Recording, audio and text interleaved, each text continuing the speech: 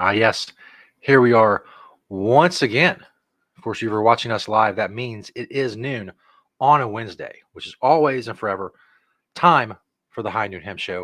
Of course, you can find us many places. We're on Facebook, the Temptations Beach Facebook page. You can leave comments there. Also, the Jedi Hemp YouTube channel, same thing. And you can leave comments on Twitter, at Temptations on Twitter. And I will check them as much as I can and as much as I remember to get you posted up on the screen, get you a rep in where you are or your question or whatever it is you have. We will do our best to answer it. I'm Standard Jesus. I do various things on the interwebs, some tomfoolery and shenanigans, if you will. You can search that if you feel like it. He is Beach. He is in an undisclosed location, as he usually is. And we're going to talk about what is going on this week in the world of temptations. How are things going, Beach? It's true. Welcome, everyone, to the High Noon Hemp Show. We might have to change the name to the Traveling High Noon Hemp Show. Indeed. We maybe just start doing the show from different locations as a regular thing. Anyway, so things are good here in the old Ohio area. I'm saying it in the area of Ohio. Good afternoon. Welcome to the show. It's going to be a good one, like it usually is. Because here we are. It's high noon. And we're ready to go. Remember, folks, the FDA has not evaluated this show for safety or efficacy, just so you know. All right, let's get on with the pledge that we do every week, which goes like this. I pledge allegiance to the hemp fields of America and to the soil in which it is planted. One seed under the sun with responsibility, sustainability, and thrivability for all. And there you have it. Okay. All right, let's jump right into the High Noon Hemp Show with the product spotlight. What I like to say: 4 from the store, 1 from my door. Here on the High Noon Hemp Show. The first one is the new THCA flower that we just got in. This stuff is some insane. I think this one is also a 33% THCA. Just so you know, legal under the industrial hemp laws.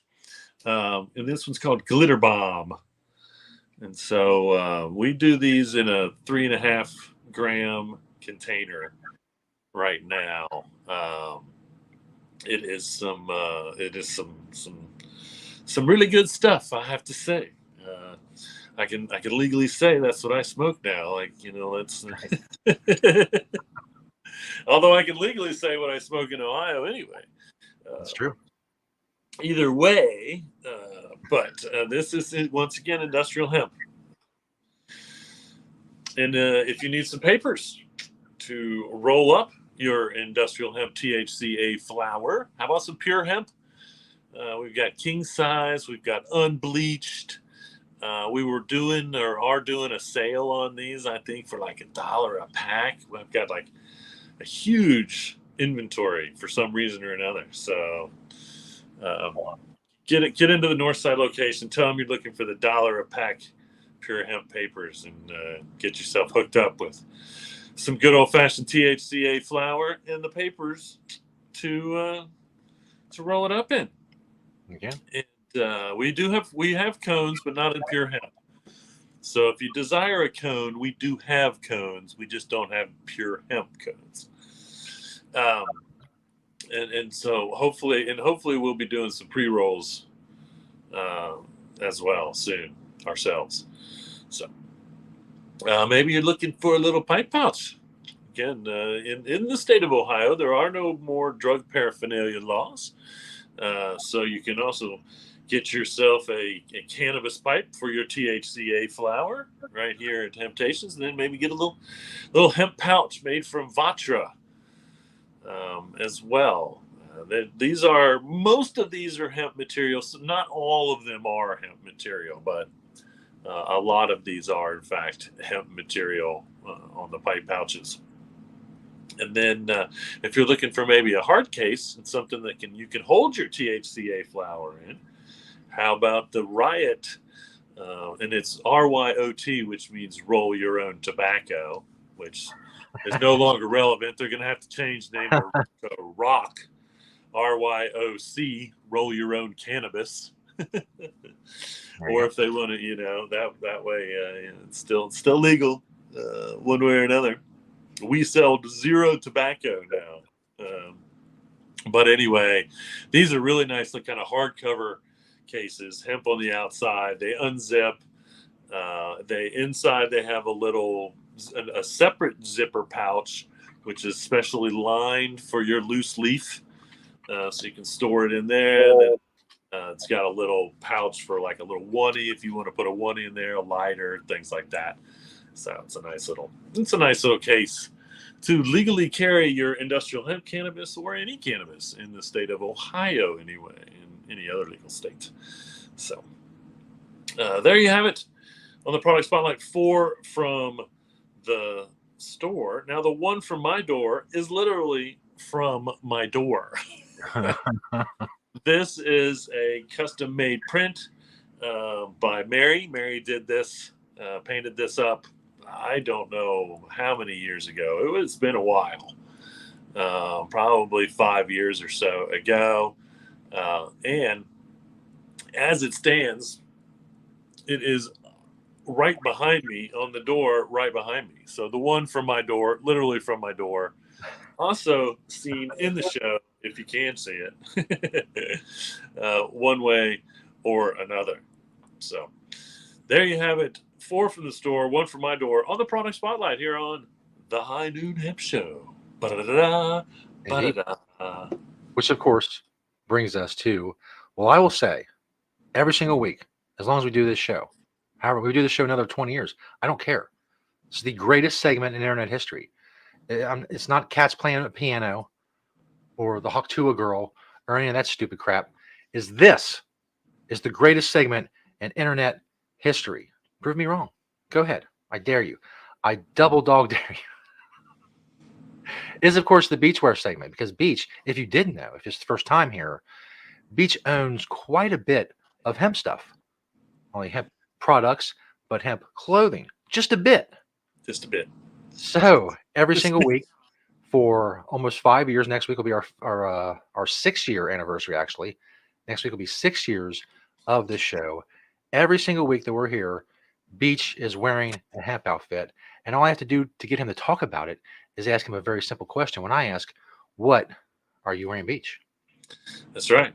When you wear hemp head to toe every day, then you're surely going to wear it on the High Noon Hemp Show every day on Wednesdays. So it's true. If you're curious, what are you wearing, Beach? Now you'll know. Probably one of my more worn favorite hats. This is a Fair Hemp hat.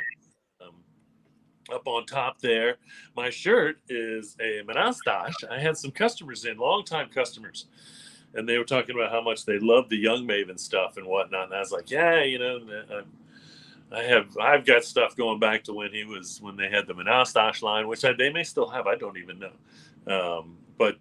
So this is like it's kind of stylish. I can pop my collar if I want. I thought about popping my collar for the picture for all us old schoolers from the 80s. Which I never did in the 80s because I don't even think I wore any collared shirts back then. But I wear collared shirts now, and these I can't pop these collars on this good nice hemp shirt with a little zipper on the front there.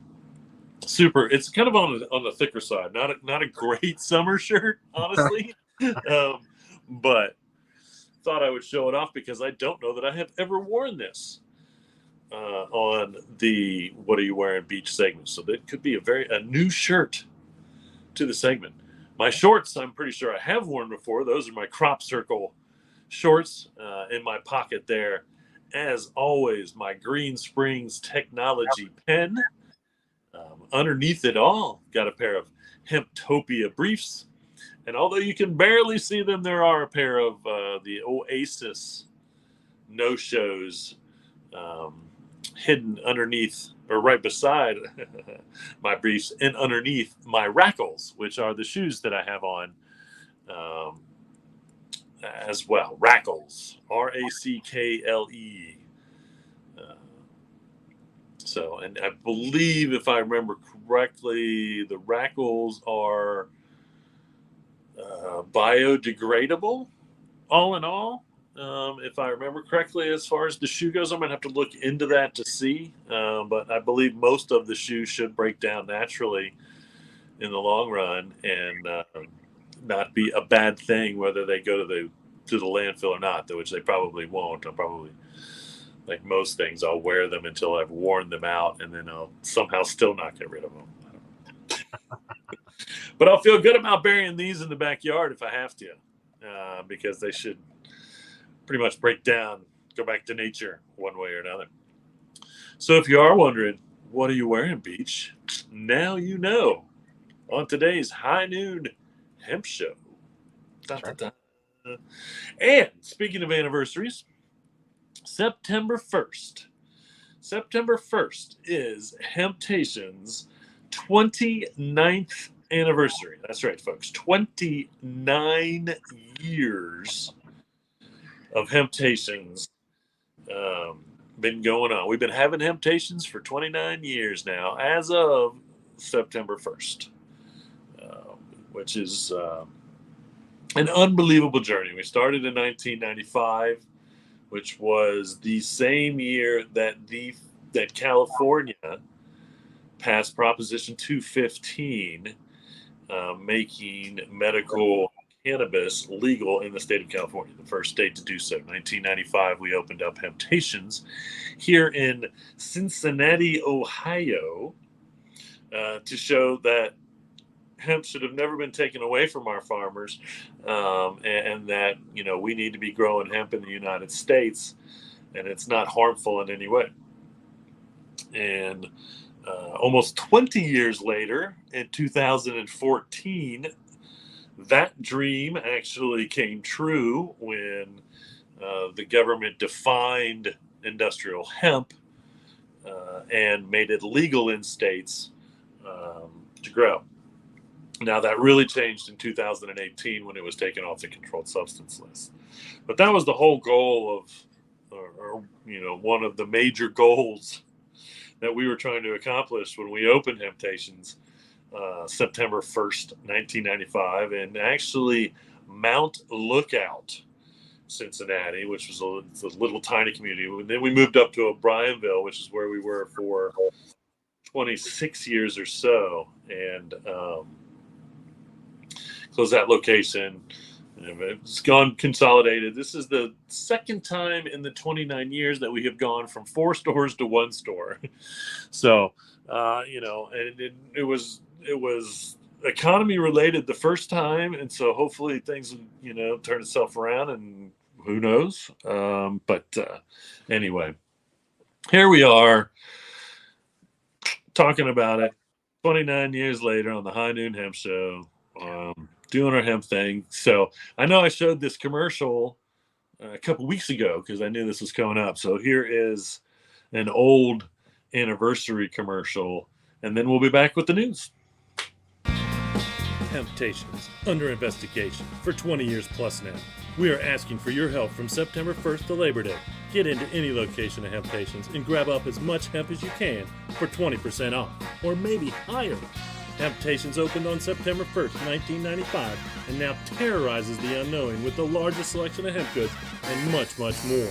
Join us in the investigation. Hemptations.com. Having Hemptations under investigation for 20 years. Terrorizing. Terrorizing. Still terrorizing. Still terrorizing. Oh. Still carrying the largest selection of hemp on the planet. Yeah. So, and get in on September 1st. We will have it probably just on September 1st. Is that Sunday? I'm not even sure. Yeah. Then we will probably have a sale as well. So, all right, let's get to some news. Get everybody on their hemp day. I can't believe I have never done that before, but you know, it is hemp day. I can't do it like those old commercials, but I thought about that the other day. It's like, you know, it is what they, and it's funny that we don't call Wednesday hump day anymore. That was like a phase. Like, I don't know, like Wednesday went through this phase of being called hump day, and we don't do that anymore. So we're going to call it hemp day here on the High Noon Hemp Show. So Navina, I think I shot a picture of these jeans over. Navina Denim Mills is making what they're calling agraloop. And this agraloop jean material uses almost zero water, which is, a huge, not only are you getting the hemp is stronger than cotton argument, not only are you getting you can grow 3 times as much hemp in the same amount of acres as you can cotton argument, but now you're adding an almost zero water. And of course, it has always, it takes less water to make a hemp t-shirt, regardless. But it takes an immense amount of water to make a cotton t-shirt. And so the zero water thing here, adding on top of all the other benefits of using hemp as part of the material or the material, is quite ingenious. And these are the moves that we are going to see made in the fiber, the material industry. It's kind of interesting that none of the real big brand names that we know of, other than Levi, is doing what they're calling cottonized hemp, which I don't think they need to soften it. And again, you can make 100% hemp jeans, and they're plenty soft. I have like a million pairs of them. No. My mom always told me a million times. My mom told me a million times not to exaggerate.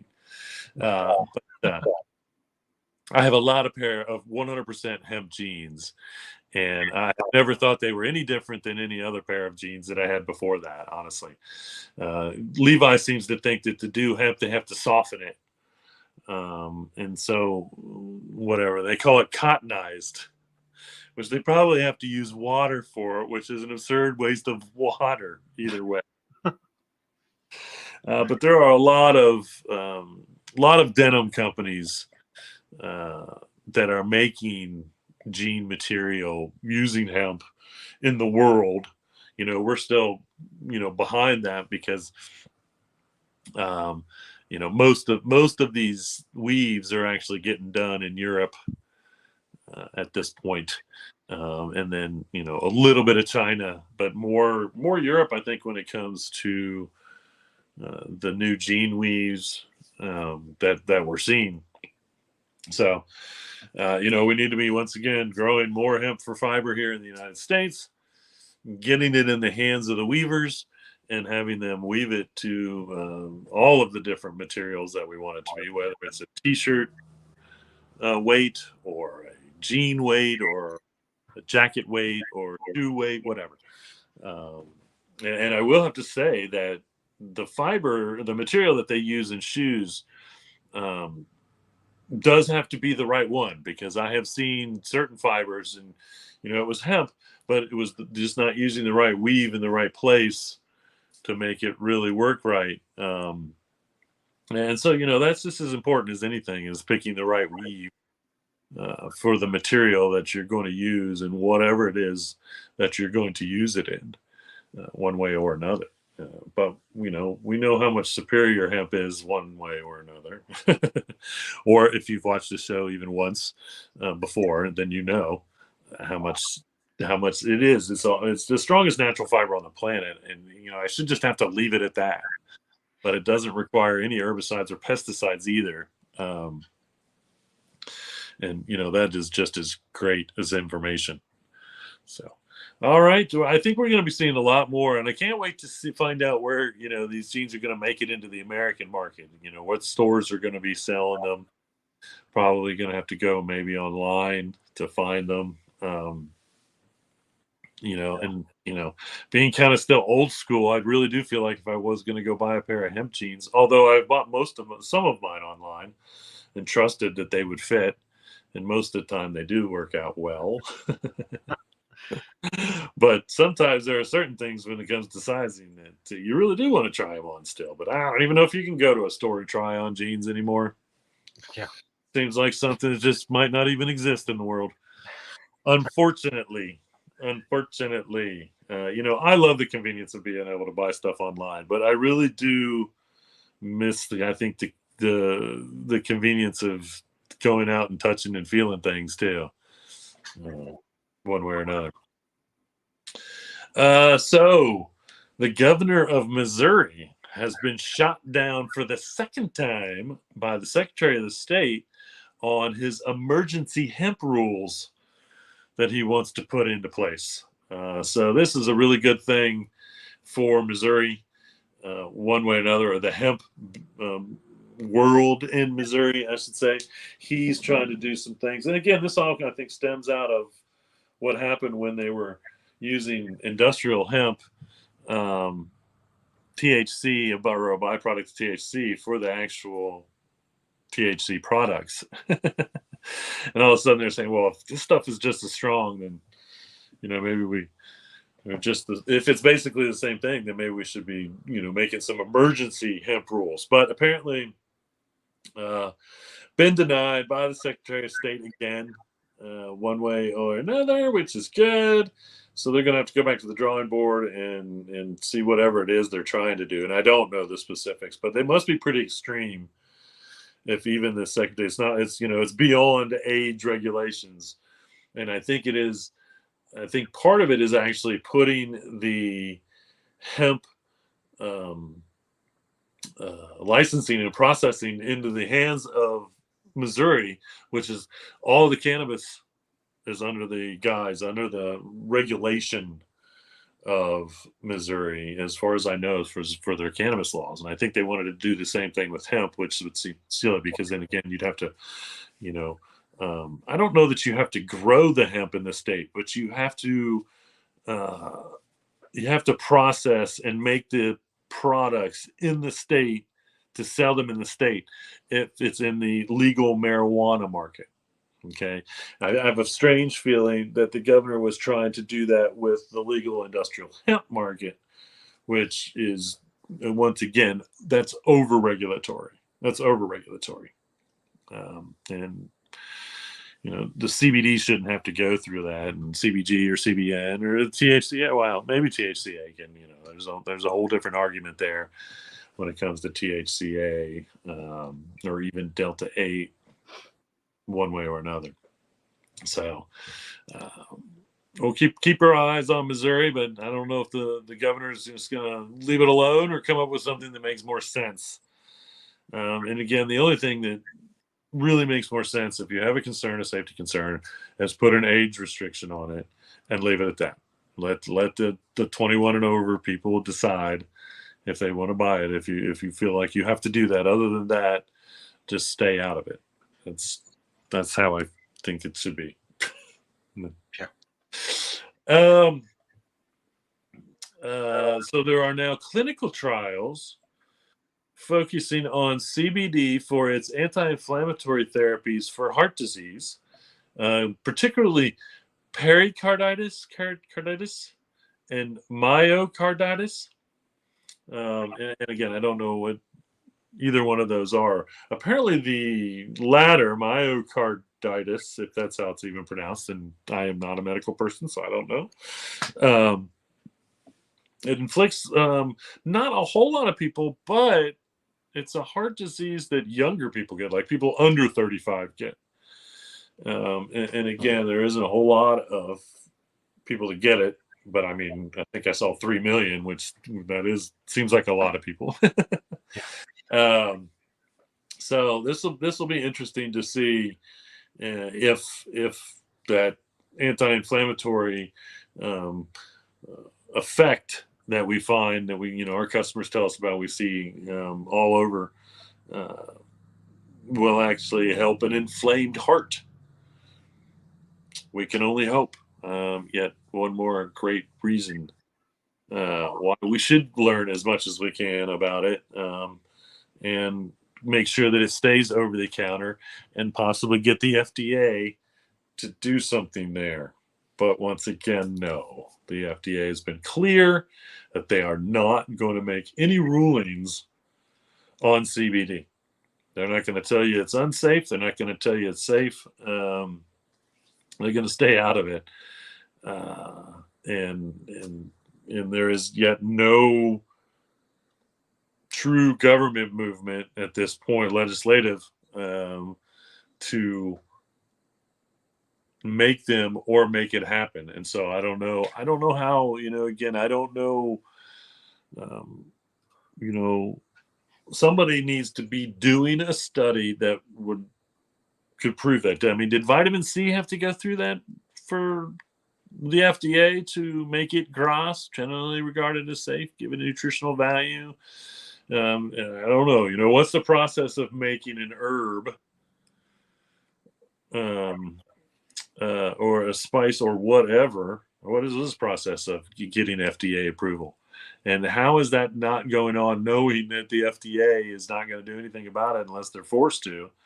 And so proving to them that it is safe seems like it should be on the top of every, major CBD company out there. I guess if I had the money to run the study myself, I would do it. But the problem is, and this is why I see it like this. This is like the orange farmers getting vitamin C approved. It doesn't benefit. It won't benefit any one orange farmer. It will benefit all orange farmers. Same with CBD. If the FDA approves CBD, so if you have a CBD company and you pay for these trials and you go through the process of proving to the FDA that it should be GRAS, at least generally regarded as safe, and can be added to whatever, or at least have the nutritional value or make statements. You still can't make claims, unless you prove clinically or prove to the FDA that it is anti-inflammatory. But the company itself isn't going to get a direct return on those studies. The FDA says, but it does open up the market for all CBD businesses and them to then do with CBD whatever they want and put stuff on the label and feel okay about that, or one way or another. So we'll see. But I think the more clinical trials that we have focusing on CBD for particular things that the FDA approves, I feel like the more that the FDA should just approve CBD, which again I don't understand. And I've never seen the FDA say we need the studies. They just kind of stay out of it, and they're staying out of it. And so I don't know, once again, what the process is of. It's got to take years and years and years. It took 3 years, just I believe, to get chicken feed for laying hens approved through the FDA with this study. Now, we're 6 years into the boom of CBD. So I feel like, we could have been done with this and had whatever we needed to do, these trials done for the FDA to prove it. And so, I guess, we'll just keep going on with all these clinical trials, proving slowly but surely that, yes, it is good for blood pressure, and yes, it is good for this and that and all the other autism and all these other things. And the FDA can keep looking like idiots, in my opinion, or like lazy. It's just lazy. It's just laziness coming from the FDA, in my opinion, because they don't even want to take the time to do the tests. I don't know, figure out how to do the tests. I don't know, whatever. Speaking of that, though, okay, so the FDA has approved Epidiolex, which is an inhaler for children, which in fact was just so the phase 3 trials of Epidiolex in Japan have failed. So I don't know what to make of that. Again, the standard's higher, and so therefore it failed. Did it not prove did the studies not prove to the Japanese that this particular drug actually works I don't know, but it is kind of interesting that once again they were trying to get, and this is this is the one FDA approved CBD drug. I guess it's not going to help. This isn't going to help the FDA when they're looking over their shoulder about CBD, because now the Japanese are saying it didn't fit all our standards one way or another. And so this is kind of interesting, and we'll see. I didn't get a chance to really look into it to see exactly why it had failed in Japan, but maybe it lacked the data that the FDA approved here, or again, maybe you have to go through those trials, the exact same trials in Japan for Japan to approve. I don't know. So it's kind of interesting that once again, it's probably, the more that I think about it, not great for CBD, because if the FDA is like all of a sudden having to once again look over their shoulder about the judgment that they made on Epidiolex, then where do they go with over-the-counter CBD products? Okay, that's where we need more studies, more clinical trials. It just has to be done. Has to be done. We need to do it. So keep up with that out there, folks. Whoever's in charge of those things. If I was a doctor, I would figure out how to do a medical study on CBD. I would. So New York is now getting sued. The latest state to get sued by the hemp industry, more or less, the hemp stores in New York, because they're like, and they describe them as raids, but they're not really technically raids, but they are showing up like in full SWAT uniforms. They're kicking customers out of the stores while they go and they look at the industrial hemp products that are on the shelves.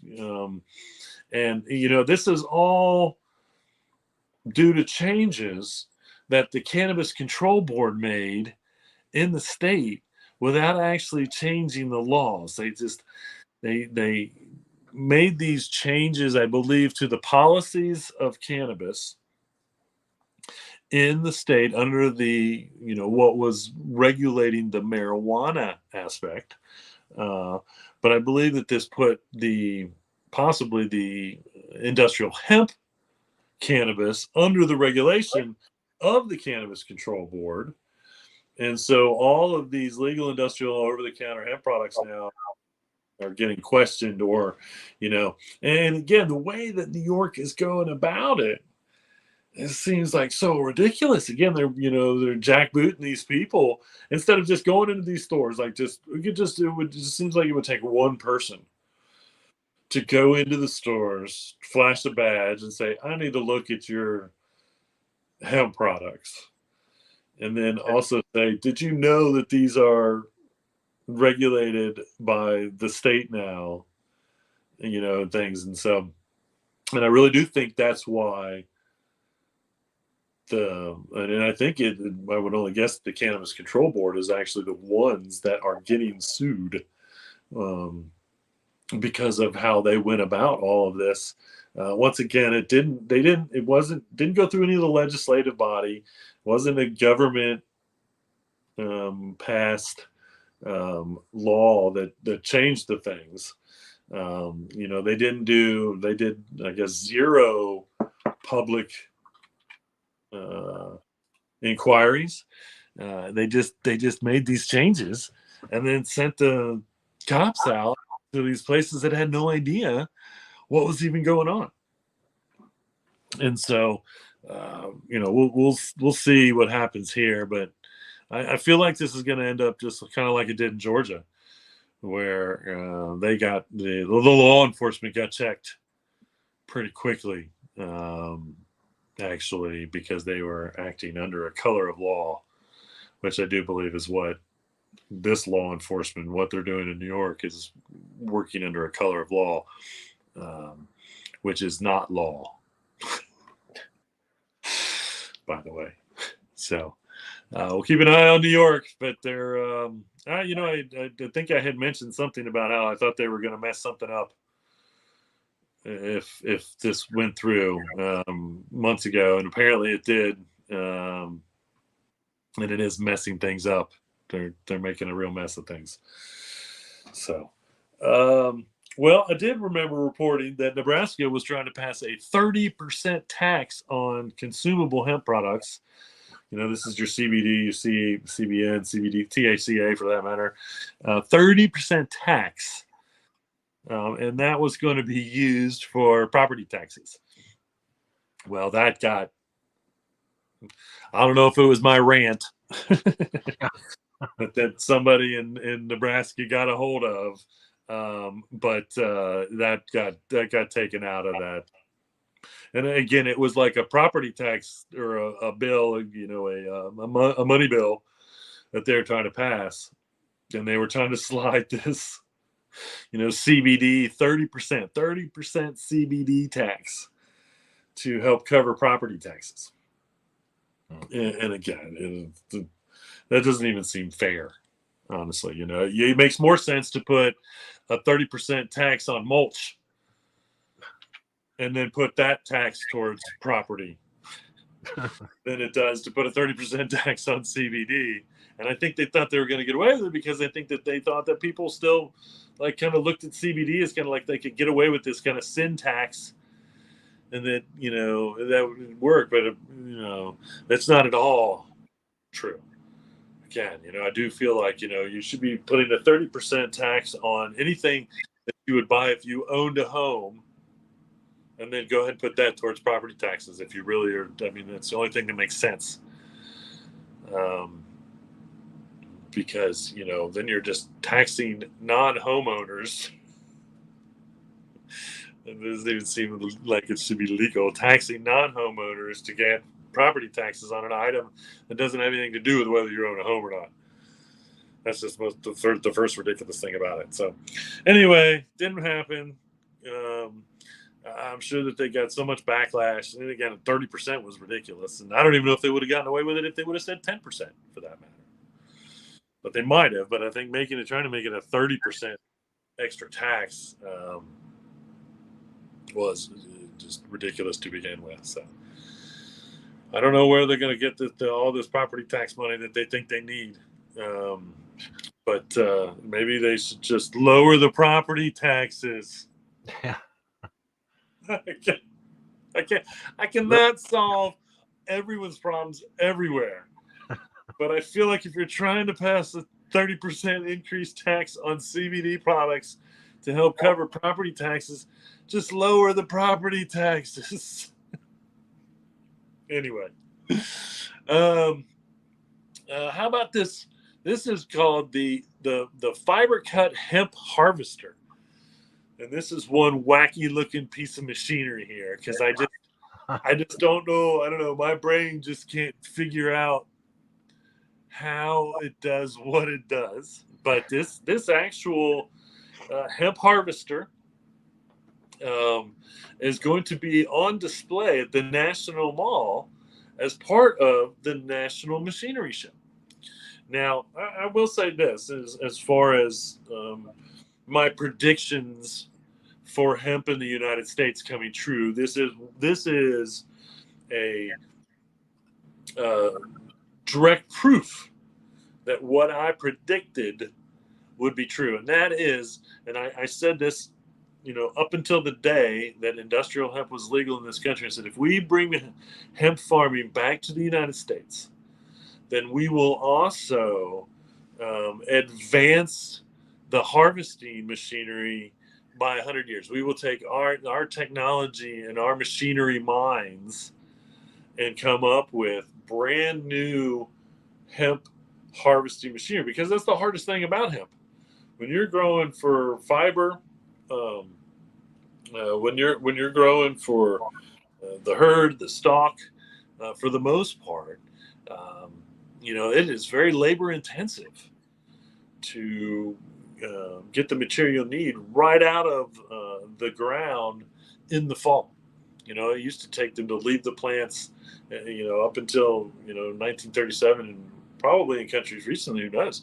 They used to leave the plants in the field, and is what called as redding. And they kind of build the plants up into a pyramid, and they leave them in the field so that the elements can break down that outside, what we call herd,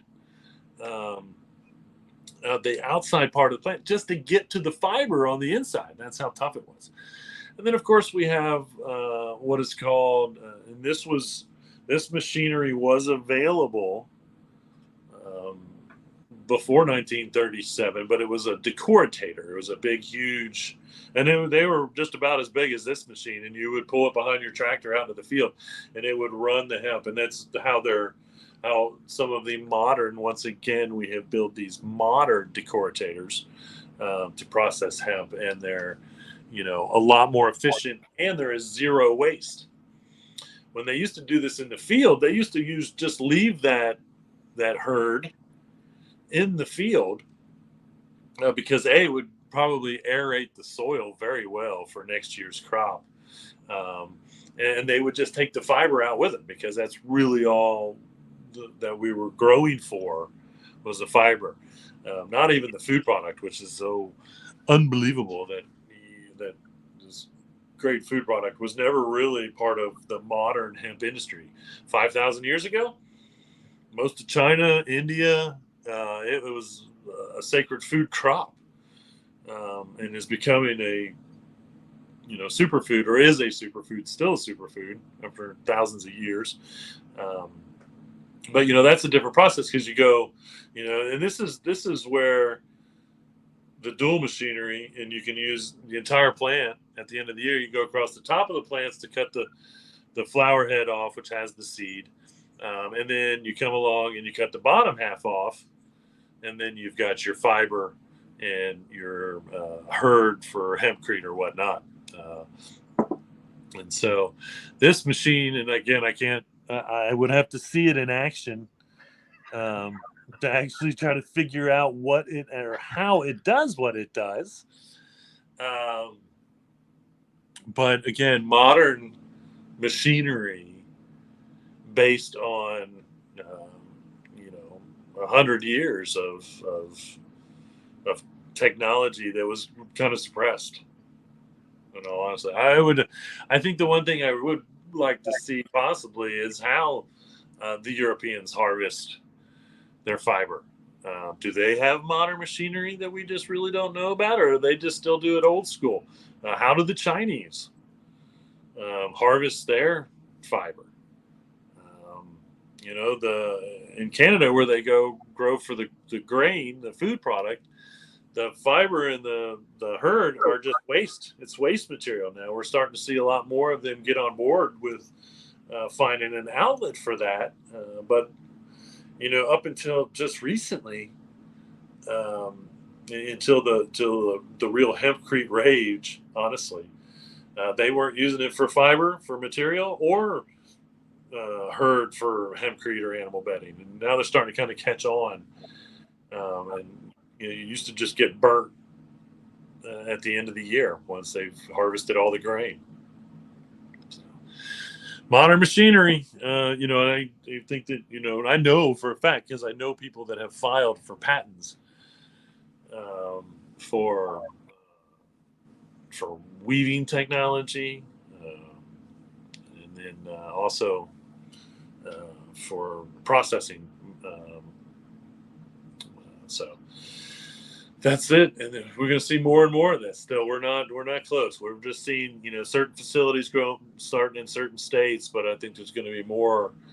I think there's definitely more room to grow when it comes to, once again, a machine you would use in the field, as opposed to a machine where you cut the hemp and take it somewhere else and then run it through the machine, which is what we're seeing more of than anything as far. Infield, the harvesting is pretty easy, because we're just using modern farming technology. The combine needs just a little bit of a tweak. We're seeing now that it's to even cut off the stalks. Now it takes like a sickle bar, but it has to be a very, very, very strong sickle bar. You can't just go out there with your average sickle bar and cut this stuff because it is so strong. It's so strong in the field. But that machinery is we're seeing that machinery already existed, and we're just seeing it kind of moved over into the hemp world, and then we're seeing this new machinery also coming about.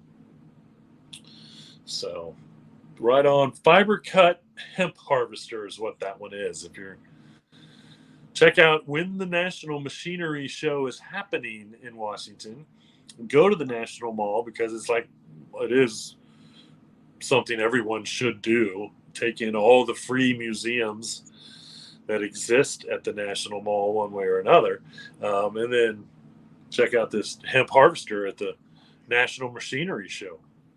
Yeah, sounds like a good day or week or however long you want to.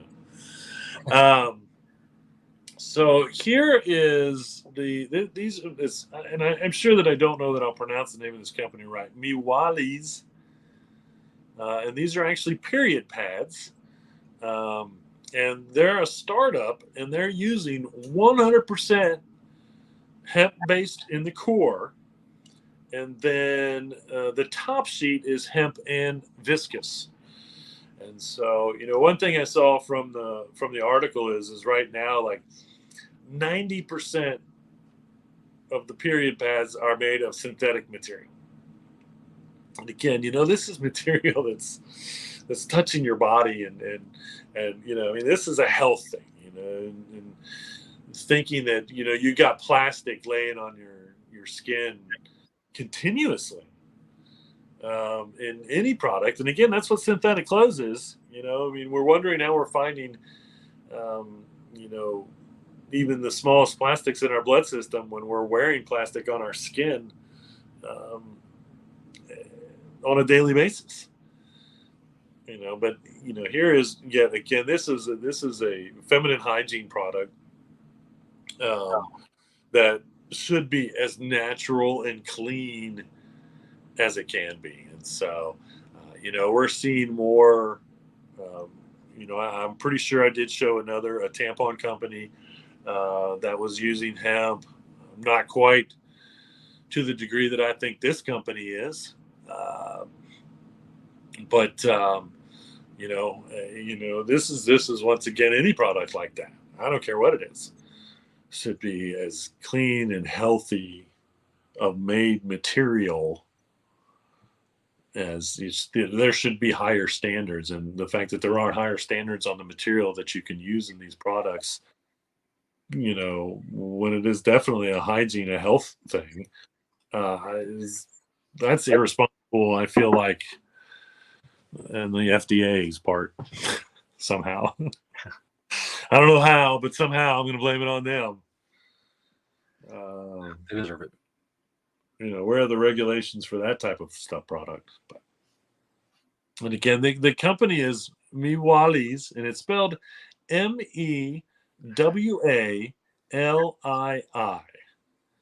So if you're interested in those products, try to find them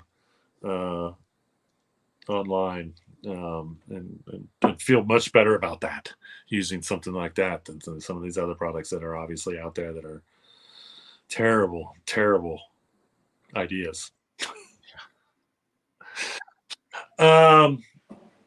Well, I know that I have talked about Planet Food from New Zealand. I think I shot a picture over of their entire line. The Sustainable Foods, who owns this and makes this line of hemp foods, and this is an amazing amount of hemp foods. So you've got again, vegetable based. You got your chicken with a apostrophe N. I commented how much I love that. I don't know what they call their. I guess they just call it the classic hemp burger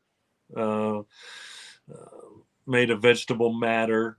and all kinds of different kinds of non-meat meats, so to speak. But sustainable foods is having some issues. So if you're in New Zealand, I implore you to go and buy as many of these products that you can, um, and support this food company and support this idea. I mean, I would have loved to have seen this entire food line come to the United States. Are they in any stores in the United States? I think a little bit, but not like this complete everything.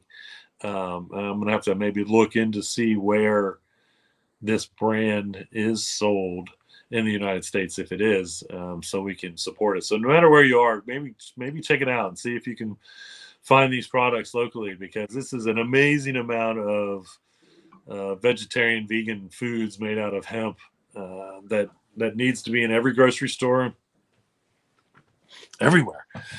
And again, we need to be showing that these are the foods people want to eat, and that's not just the vegan. I mean, again, I'll say it one more time if I've said it 100 times. In order to get meat eaters to eat non-meat substitutes, they have to have the same consistency. Um, if somebody, and a lot of it's pretty easy. I think the hamburger is the hardest, because I have had some that were actually pretty decent. Like, you would not have maybe even known that it was plant-based, as far as the hamburger. And they're really, still working that out as far as consistency and feel and mouthfeel and all that stuff, taste even, so that people will want to eat them. And then we can just offer them to everyone and just kind of, and again, the meat industry needs to get behind this.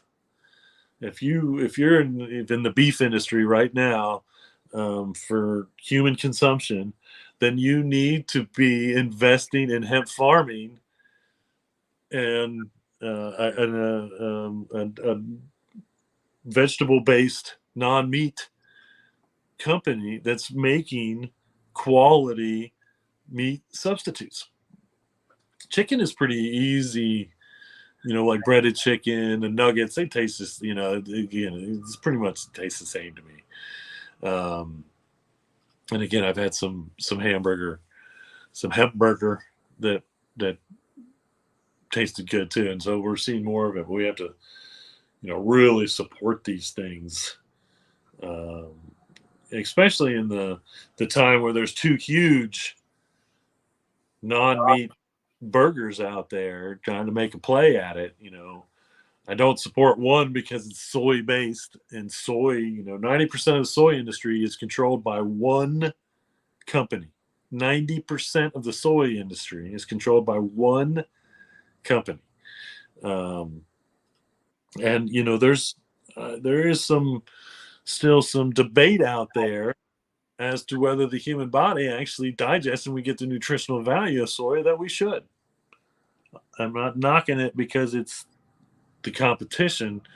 I'm only knocking it because I know these things, in comparison to hemp as a high protein vegetable base, or vegetative matter, so to speak, plant-based protein on top of everything else. But it's really because, once again, unless you're eating organic soy, for the most part, unless you're eating organic soy products, again, 90% of that soy as the main ingredient in a lot of vegetarian, vegan foods is controlled by one company. And I would say their name, but I fear them that much that just saying their name, it's kind of like Beetlejuice. If I say their name enough, they may just appear in a really bad way. So anyway, support Planet Line hemp-based foods if you can get them anywhere you are, and if you're in New Zealand, for sure. So I know, probably at least it was probably a year or so, a little over a year or so, I talked about the 3D printed hemp house that they were building in Iowa. Well, I got some bad news that it did not pass muster, as we would say, or some would say, and it had to be destroyed. So, and again, this is part of that proving hemp can be load bearing, because they were doing this huge, it wasn't huge, it was a decent sized little house, building the walls and everything up with the 3D printer. And I think they only got the walls so far and then began the testing to find out that it did not have the strength that they wanted for it to be a load bearing structure. And therefore they had to tear it down. So I have not heard if they're going to try to tweak the blend or mix of hempcrete, or if it will even be possible to do with a 3D printer that large for a house. And so, we definitely took a step backwards with the idea of a 3D printed hempcrete house. And of course, a little bit of that does not support. I mean, I guess this is the logical reason as to why hempcrete right now is not approved in the United States for load bearing, because I think there is a particular formula, as one of the universities found out, or actually proved, that it does take a particular formula of hempcrete to be strong enough to be considered load bearing. And obviously the mixture that they were using in the hempcrete for the 3D printer wasn't enough for them to say, well, this is safe for someone to live in. They were planning on building 10 of these 3D printed hemp houses out in Iowa, and it did. In the long run, the project failed. So hopefully they went back to the drawing boards, and they haven't given up on the whole idea. But I think, once again, a big part of that is getting a particular hempcrete formula approved for load bearing, and then using that to see if it works. I also think that that maybe, no, because it was like a per square inch reading. So I thought maybe like thickening, making the walls thicker, because they didn't really look like they were that thick. Maybe that would make the difference, but I don't think that's it. I think they tested, small doses, and it did not. It failed. So back to the drawing boards when it comes to 3D printing a hempcrete house. On the other hand, here is a picture of a South Austin in Texas hempcrete house builder who is building with girls. You can see behind them, she is building the house with her. That's her contractor there, standing there, and you can see the hempcrete mixer in front of them. But you can see this is a totally framed house, so they're going to fill in the hempcrete and use it more as what we call an insulator, or as the insulation, as opposed to actually the walls themselves. What I think is very cool about this particular builder is she actually ran for the Department of Agricultural Commissioner's position in Texas. I don't think she won, but she did run for that. And so to see her supporting hemp for more than just CBD, as someone who obviously supports it, the growing of it, and one of those uses that is growing immensely, which is the construction part, is pretty cool. Pretty cool. Good job. Supposedly this is Austin's first hemp house as well, which I can't believe, because in Texas they're the most liberal environment, most open-minded environment, and I don't think there's a whole lot of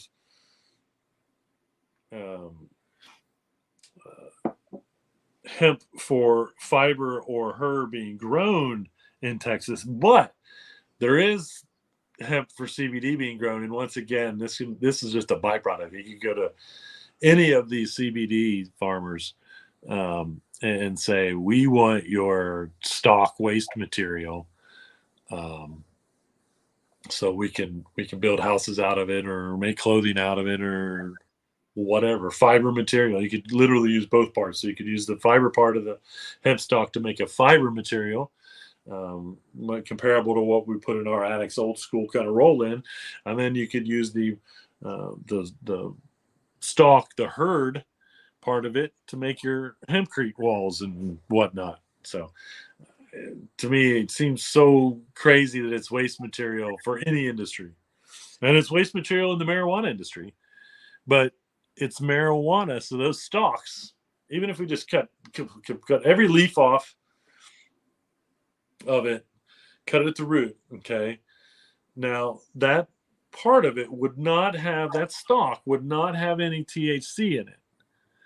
Okay, so you could say it was industrial hemp, because if you tested it for THC, it wouldn't have any. But technically, under the laws, and I want to be very clear on this, under the laws, that would still be marijuana. So you could technically get in trouble if they found out you were building your house out of marijuana herd as opposed to hemp herd, when it is the exact same thing. There is zero difference from that. Okay. The fiber is more on the short fiber because it's usually those plants aren't very tall, but that's still fiber running from the root to the top of the plant where they cut the flower off. That's still fiber inside of there to make whatever you want to, whether it's roll-in insulation or a set of sheets. That's still could be used for that.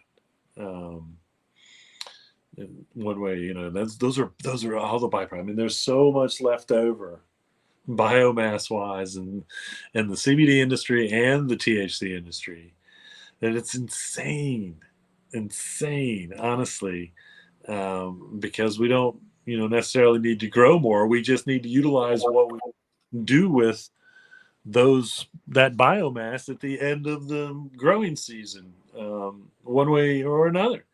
And again, when you're talking about that biomass, the indoor biomass is 24/7, 365. So once again, and those stalks are like super thick. So I think you end up with more herd, the hempcrete or the animal bedding material, than you actually do fiber material in there. But it should all be utilized. It should all be utilized at the end of the day.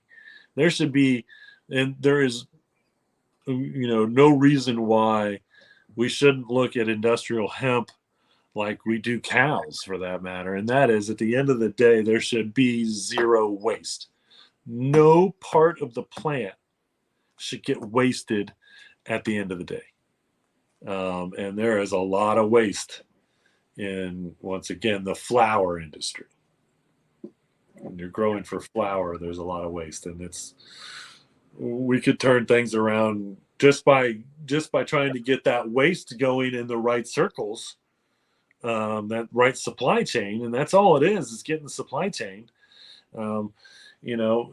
It's pennies on the dollar when you compare how much money is being made on the flower. And so, that flower grower says, well, look how much money I'm making on the flower. I might as well just put this stuff out to waste. Why am I going to take, 10 cents on the dollar for this stuff compared to what I'm getting for the flower? And it's like, well, it's just more money. Why wouldn't you? I mean, whether it's an acre, 10 acres or whatever, if you got enough biomass and someone wants to use it in their product, they'll buy it from you. Why not sell it to them? But again, that supply chain is what we are also currently working on in the United States, because we're still behind from the farmer to the processor to the manufacturer to the makers to the shelves, the grocery store shelves. We're still working out all of those supply stores, or all that store, that supply chain is what I'm trying to say. And it's, growing immensely, but we're not even close to where we should be, where we could be, and where we should be. And that's the slow journey that we've been taking for. I mean, I've been in it for 29 years now, so when I say like 10 years from now is really when we'll see if we've made the changes we need to make in the world when it comes to industrial hemp to make it a better world and just to have superior products. I do predict that we will get there. We will get there.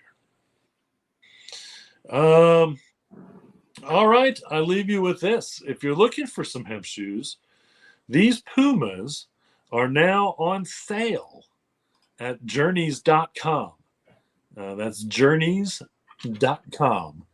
And so, go to Journeys and see, but they're like half price. I mean, I really want to go buy a pair, honestly. I don't need any more shoes. And I do have the opposite of actually my Pumas are natural with like a brown swoosh. I really, really, really like these green ones. And I do think they actually did have my size. And they're like half price.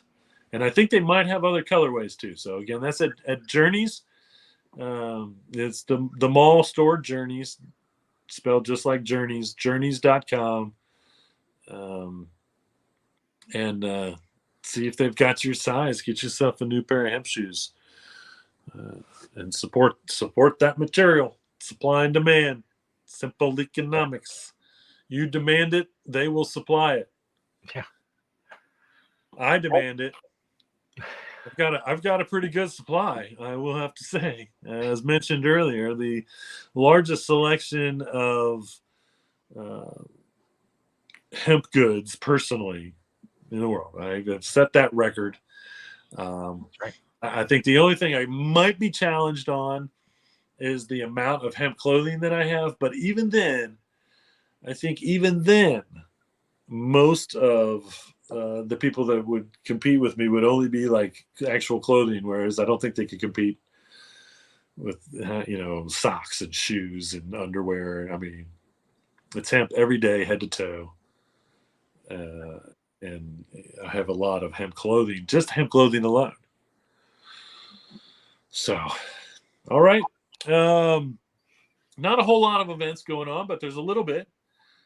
September 5th, you've got the Lower Sioux in Minnesota. They're going to host a field day and celebrate the opening of their industrial hemp campus. So look into that if you're anywhere out in that area or you just want to travel out there to check it out. And then September 4th or 12th, you have Cornell University's Grain and Fiber Hemp Field Day. And this is at Cornell's Agritech in Geneva, New York. And I do believe there might be a cost for that one. I don't know if there's a cost for the Lower Sioux Field Day, but I do know there is a little bit of a cost for the Cornell one. But I do believe they provide lunch and whatnot too. So, and I can't believe I haven't found more field days, because usually this time of year is where I start to see a lot of universities and whatnot. Purdue usually does one. I cannot believe that Kentucky doesn't do a bigger one because they should. They've been growing industrial hemp at the University of Kentucky for, I don't know, like 20 years, just like pilot stuff. Like, I don't know. I mean, I know they were doing it before industrial hemp was even legal, under the educational guys to study industrial hemp even. And so, and that took, I believe, going to the government to actually get that somehow that hemp off the controlled substance list so they could study it. And there is a study out there, and I haven't really read it. I might even have a copy of it somewhere that the Kentucky put out there on industrial hemp before it was actually legal to grow. But they have embraced it in the state of Kentucky as much as it was. It was the industrial hemp was in Kentucky. They were producing the largest amount of hemp fiber in 1937 when it became illegal. So it has a huge history in Kentucky to begin with. With that, I leave you, and I thank you for watching the High Noon Hemp Show. We'll be back next Wednesday at high noon for another episode, bringing you all the good stuff that's going on in the hemp world. Remember, reduce, reuse, recycle, make everything else out of hemp. Having Hemptations. See y'all next week.